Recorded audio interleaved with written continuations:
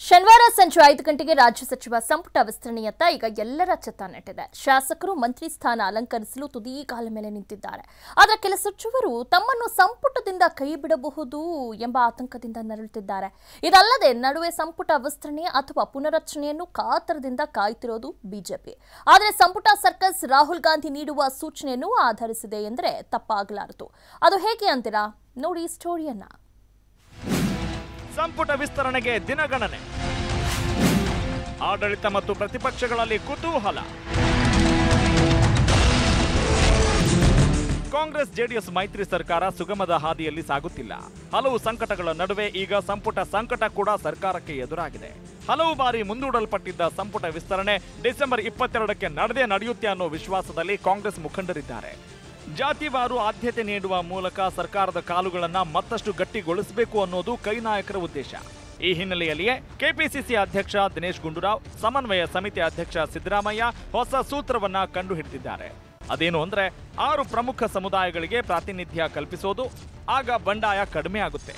ಬಂಡಾಯ ಸಾರುವಂತ ಶಾಸಕರಿಗೆ 20 ನಿಗಮ ಮಂಡಳಿಗಳ ಅಧ್ಯಕ್ಷ ಸ್ಥಾನ ನೀಡಿ ಅವರನ್ನ ಸಮಾಧಾನ ಪಡಿಸುವುದು ಅವರ ತಂತ್ರಗಾರಿಕೆ. ಸಂಪುಟ ವಿಸ್ತರಣೆಗಿಂತ ಪುನಾರಚನೆಗೆ ಒತ್ತು. ಕೆಲ ಸಚಿವರನ್ನ ಕೈಬಿಟ್ಟು ಹೊಸಬರ ಸೇರ್ಪಡೆ. ಹೀಗಾಗಿ ಸಿದ್ದರಾಮಯ್ಯ ಮತ್ತು ಇತರೆ ಕಾಂಗ್ರೆಸ್ ನಾಯಕರು ಜಾತಿವಾರು ಸಂಪುಟದಲ್ಲಿ ಖಾಲಿ ಇರೋ 6 ಸ್ಥಾನಗಳ ಪೈಕಿ 4 ಸ್ಥಾನ ಭರ್ತಿ ಮಾಡಲು ಚಿಂತನೆ ನಡೆಸಿದ್ದಾರೆ. 2 ಸ್ಥಾನಗಳನ್ನ ಸದ್ಯಕ್ಕೆ ಖಾಲಿ ಇಟ್ಕೊಳ್ಳೋದು, ಲೋಕಸಭೆ ಚುನಾವಣೆ ಹತ್ತಿರ ಬಂದಾಗ ಅವುಗಳನ್ನ ಭರ್ತಿ ಮಾಡೋದು ಕೈ ನಾಯಕರ ಪ್ಲಾನ್. ಇನ್ನು ಬೆಂಗಳೂರಿನ ರಾಮಲಿಂಗಾರೆಡ್ಡಿ ಮತ್ತು ಮತ್ತೊಬ್ಬರಿಗೆ ಜಾತಿ ಲೆಕ್ಕಾಚಾರದ ಆಧಾರದಲ್ಲಿ ಆ 2 ಸ್ಥಾನ ನೀಡಿದರೆ ಬಿಜೆಪಿಯನ್ನ ಚುನಾವಣೆಯಲ್ಲಿ ಮಣಿಸಲು ಸಾಧ್ಯ ಅನ್ನೋದು ಕಾಂಗ್ರೆಸ್ ನಾಯಕರ ತರ್ಕ.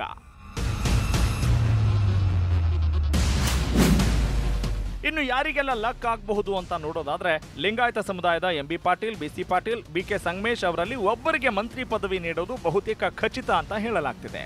ಅಲ್ಪಸಂಖ್ಯಾತ ಸಮುದಾಯದಿಂದ ರಹೀಂ ಖಾನ್, ತನ್ವೀರ್ ಸೇಠ್, ರೋಷನ್ ಬೇಗ್ ಹೆಸರು ಮುಂಚೂಣಿಯಲ್ಲಿವೆ.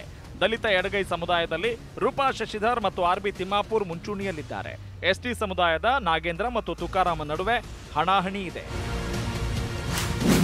ಸಂಪುಟ ವಿಸ್ತರಣೆಯೋ ಪುನಾರಚನೆಯೋ? ಬಿಜೆಪಿಗೆ ಸಂಪುಟ ಸರ್ಕಸ್ ಮೇಲೆ ಆಸಕ್ತಿ.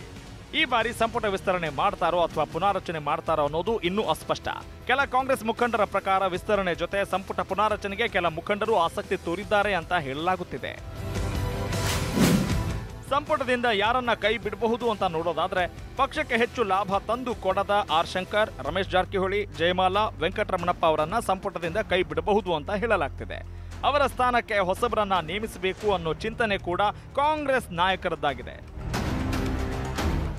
ಆಡಳಿತ ಪಕ್ಷದಲ್ಲಿನ ಈ ಬೆಳವಣಿಗೆಯನ್ನ ಬಿಜೆಪಿ ಕುತೂಹಲದಿಂದ ನೋಡ್ತಾ ಇದೆ.